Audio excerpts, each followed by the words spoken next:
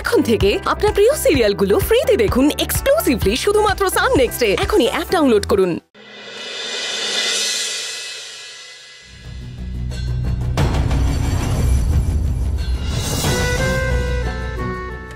আপনি কিন্তু ঈশার প্রেগনেন্সি ব্যাপারটা নিয়ে জোরদার সওয়াল করবেন, দেখবেন ঈশার যাতে একটা নমিনাল সাজা হয়। প্রতীকবাবু, আপনি একটু নিশ্চিন্তে বসে থাকুন তো, আমি তো আছি। আপনার স্ত্রী আর হবু সন্তানকে আমি কিভাবে বাঁচাই সেটা একবার দেখুন। বাকি অর্ধেক কাজটা করে দেবে ওই প্রেগনেন্সি রিপোর্টটা। একদম টেনশন করবেন না, আমি আছি।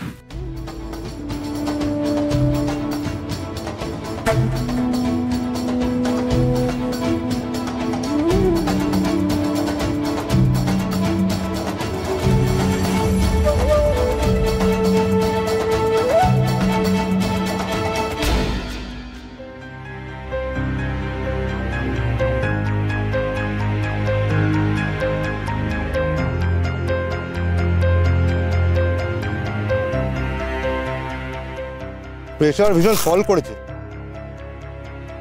আপনাদের কথা শুনে যা মনে হলো, মানসিক চাপ থেকে ওনার এই অবস্থা। এটা কিন্তু ফেটাল হতে পারে। সবচেয়ে ভয়ের বিষয় হলো এটাই, যে কোনো মুহূর্তে ব্রেন স্ট্রোকের মতো ঘটনা ঘটতে পারে। স্পাইনাল কর্ডের ঠিক পাশেই চোট পেয়েছে। আমাদের স্পাইনাল কর্ড খুব সেন্সিটিভ, ডিরেক্ট ব্রেনের সাথে কানেক্টেড। উনি যদি আবারও ওই জায়গায় চোট পান তাহলে একটা বড় ক্ষতি হয়ে যেতে পারে।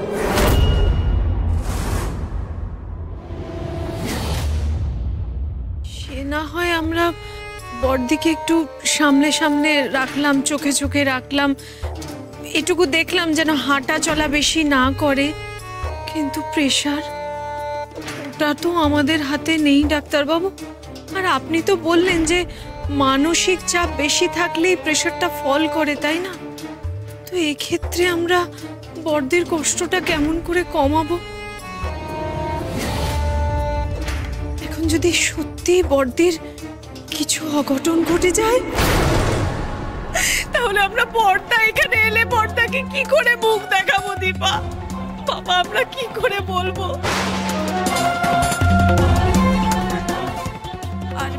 অনি আর প্রতীক এরা কি করবে বলো? মা তো মাই হয়, তাই না? বর্দি গো, তুমি এরকমটা করতে পারো না বর্দি। তুমি আমাদের ছেড়ে চলে যেতে পারো না বর্দি। আমাদের সাথে এমন অন্যায়টা করো না বর্দি। কি হচ্ছে কি? বাইরে ডাক্তার আছে, ওনার সামনে এরকম মরা কান্না জড়েছে কেন বলো তো? বড় বৌদির কি হয়েছে? ট্রিটমেন্ট চলছে তো, ঠিক হয়ে যাবে বড় বৌদি। তোমরা কি দিনভর বড়দির মৃত্যুর জন্য অপেক্ষা করছো? জি জি জি জি জি জি জি জি। এবার কিন্তু তুমি ওভার রিঅ্যাক্ট করছো। ওভার রিঅ্যাক্ট করছি মানে? ও, সত্যি কথা বললেই বুঝি ওভার রিঅ্যাক্ট করা হয় না? তোমরা কি কোর্টে শোনোনি কি বলেছে? না, বড়দি তো কোর্টে কি বলেছে সেটা জানেই না, তো তোমরা তো জানো। বলো, এখন বড়দি যদি এই সত্যিটা জানতে পারে, এই ধাক্কাটা সামলাতে পারবে তো? দেখুন, এমন কিছু করবেন না, এমন কিছু ওনার কানে তুলবেন না যাতে ওনার মানসিক চাপ আরো বেড়ে যায়। প্লিজ, আমি আপনাদের অনুরোধ করছি, সাবধানও করছি।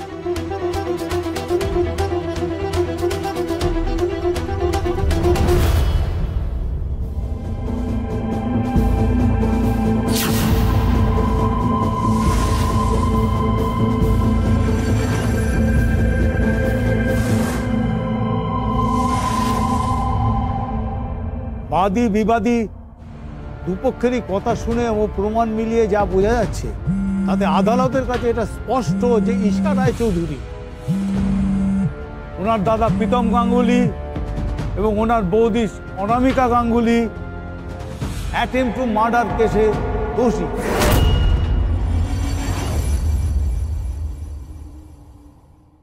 আমি ঈশা রায়চৌধুরীর মেডিকেল রিপোর্ট দেখলাম।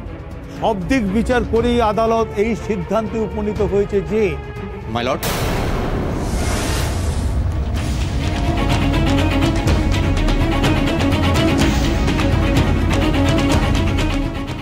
কিছু বলতে চাই। আপনি? আমি অনিরুদ্ধ রায়চৌধুরী, ভিকটিম মিহির রায়চৌধুরীর বাবা। ও ঠিক আছে, আপনার যা বলার কাঠগড়ায় এসে বলুন।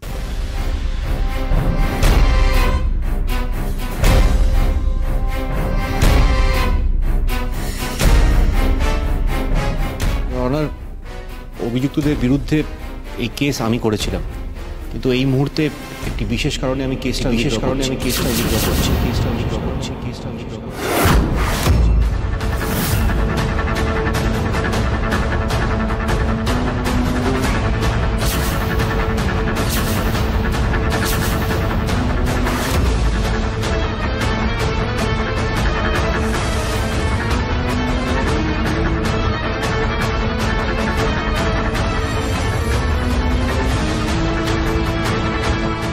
মানে হঠাৎ এরকম সিদ্ধান্তের কারণ কি হয়েছে আদালত জানতে চায়। পারিবারিক ভুল বোঝাবুঝি। আমি জানি ইওর অনার, আমার জন্য কোর্টে অনেক সময় নষ্ট হয়েছে, তার জন্য আমি ক্ষমা প্রার্থী, কিন্তু আমি কেসটা উইথড্র করছি। এটা ছেলে খেলা করার জায়গা নয়। কত হাজার হাজার কেস পেন্ডিং আছে, আপনার সাথে জানা আছে। কোর্টের মূল্যবান সময় নষ্ট করার জন্য আপনাকে জরিমানা দিতে হবে। আমি রাজি।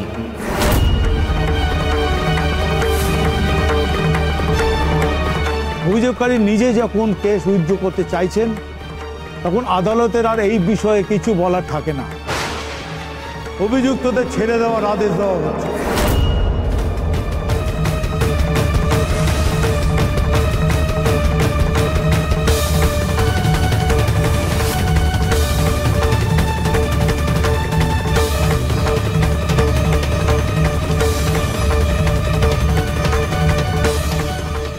The court is dismissed.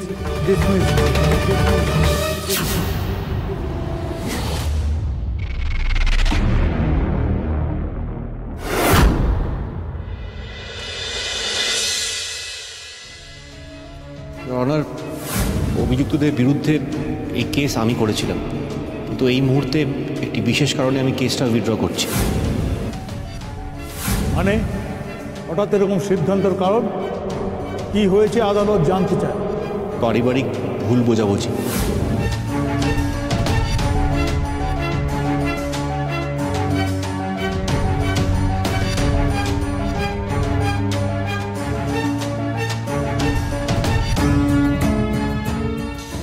কেসের জরিমানাটা